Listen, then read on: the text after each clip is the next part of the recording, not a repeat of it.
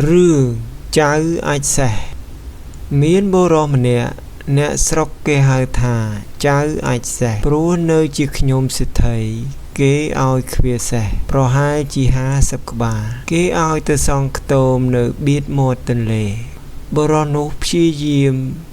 រំលឹកគុណព្រះពុទ្ធទោះឃ្វាសេះក្តីធ្វើការអ្វីក្តីតែទន្ទិញជាប់អញទៅដេញសេះសម្មាសម្ពុទ្ធោអញទៅលើកអាចសេះសម្មាសម្ពុទ្ធោធ្វើការអ្វីក៏ទន្ទិញថាសម្មាសម្ពុទ្ធោដូច្នេះជាដរាបទៅឯអាចសេះនោះទៀត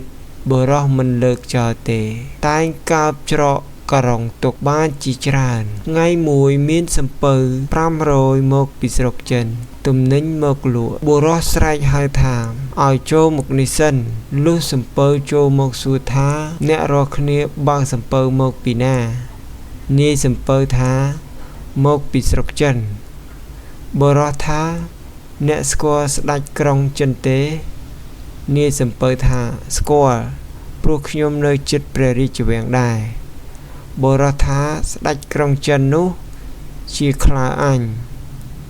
ហើយជាមិត្តសម្លាញ់ថ្ងៃមុនរៀងមកបើអ្នកត្រឡប់ទៅស្រុកចិនវិញអញផ្ញើរបស់ទៅអាខ្លាអញផងនាយសំពៅនោះឆ្លើយថាបាទហើយនាំគ្នាចេញសំពៅទៅលក់ដូរមិនយូរប៉ុន្មាននាយសំពៅត្រឡប់មកវិញ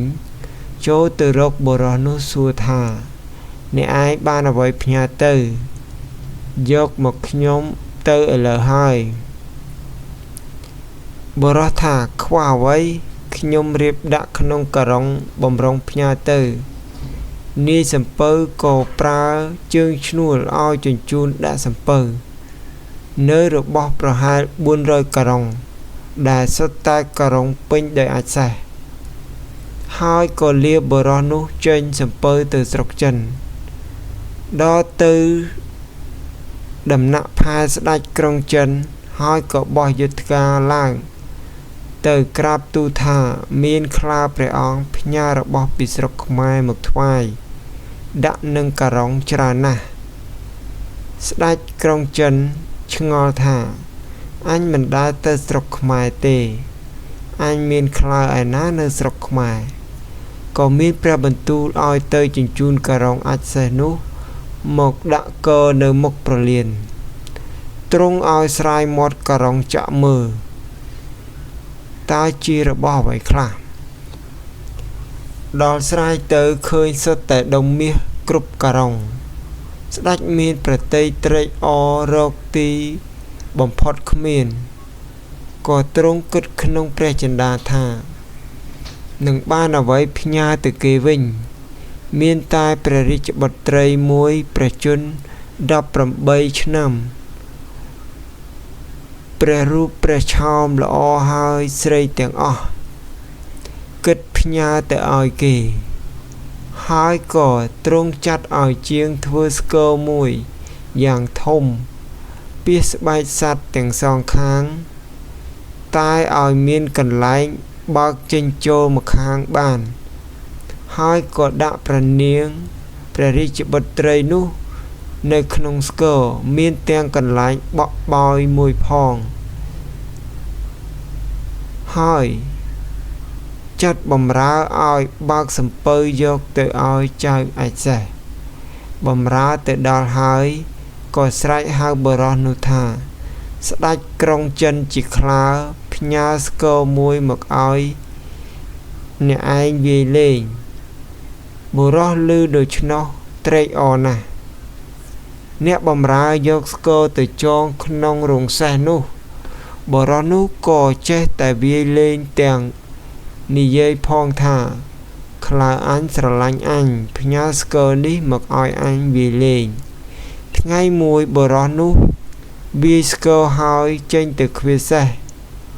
នាងដែលនៅក្នុងស្គរចេញមករៀបបាយទឹកទុកបំរុងឲ្យបុរសនោះហើយចូលទៅក្នុងស្គរវិញពេលបុរសនោះត្រឡប់មកវិញឃើញបាយគិតថានរណាមករៀបបាយឲ្យអញឃ្លានបាយអញស៊ីហើយ ឯនាងនោះធ្វើដូច្នេះជាច្រើនថ្ងៃបុរសនោះនឹកសង្ស័យថានរណាយកបាយឲ្យអញស៊ីរាល់ថ្ងៃម្ល៉េះចាំលបមើលក៏ឃើញនាងដ៏មានរូបល្អឯកចេញពីក្នុងស្គរមកហើយបក់បោយកន្សែងឲ្យកើតជាអាហារឡើងមួយរំពេចបរិសនោះក៏ភ័យស្រែកថាសម្មាសម្ពុទ្ធោមកពីណាល្អម្ល៉េះ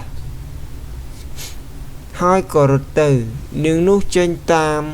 បរិសនោះស្រែកថាសម្មាសម្ពុទ្ធោកុំចាប់អញអាណិតអញលែងអញទៅនាងថាខ្ញុំមិនលែងទេអ្នកឯងជាប្តីខ្ញុំហើយឪពុកខ្ញុំឲ្យខ្ញុំមកនៅធ្វើជាប្រពន្ធអ្នកឯងព្រោះអ្នកឯងបានផ្ញើមាសប្រាក់ទៅឲ្យឪពុកខ្ញុំច្រើនណាស់បុរសថាទេ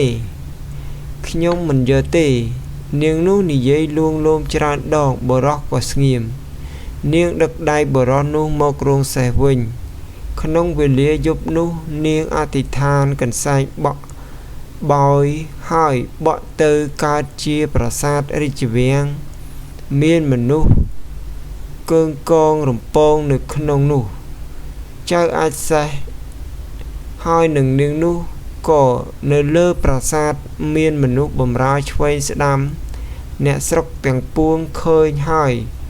ភ្ញាក់ផ្អើលគ្រប់គ្នាក៏រត់ទៅប្រាប់សេដ្ឋីជាចៅវាយបុរសនោះថាមានកើតប្រាសាទរាជវាំងត្រង់ខ្ទមចៅអាចសេះនោះច្រើនណាស់សេដ្ឋីសង្ស័យរត់ទៅមើលឃើញហើយក៏ផិតភ័យរត់ទៅទូលស្ដេចតាមដំណើររឿងស្ដេចទ្រង់ជ្រាបទ្រង់ចាត់បម្រើឲ្យទៅពិនិត្យមើលឃើញពិតដូច្នោះមែនក៏មានប្រតិយទោមនោះជាខ្លាំងថាឈ្មោះណាហ៊ានមកសាងប្រាសាទរាជវាំងក្នុងនគរអញមានតែអញទេជាស្ដេចក្នុងនគរនេះទើបទ្រង់ប្រជុំនិមឺនសពមុខមន្ត្រីមានព្រះបន្ទូលចាត់ឲ្យរៀបរេពលលើកទៅចាប់ទាំងព្រះអង្គក៏ស្ដេចយាងជាមួយផងវេលានោះមានបម្រើទៅប្រាប់ចៅអាចសេះហើយនិងប្រពន្ធចៅអាចសេះបានឮក៏មានសេចក្តីផិតភ័យណាស់នាងប្រាប់ប្តីថាកុំឲ្យភ័យទុកងារឲ្យខ្ញុំច្បាំងនឹងស្ដេចនេះវិញនាងក៏រៀបខ្លួនចេញទៅហើយអធិដ្ឋានកន្សែងបក់កន្សែងបោយឲ្យស្ដេចបរាជ័យព្រមទាំងរេពុលចៅអាចសេះនិងនាងនោះបានសោយរាជជាស្ដេចដោយអំណាចដឹងគុណព្រះពុទ្ធការខំប្រឹងប្រែងតែងមានផលប្រយោជន៍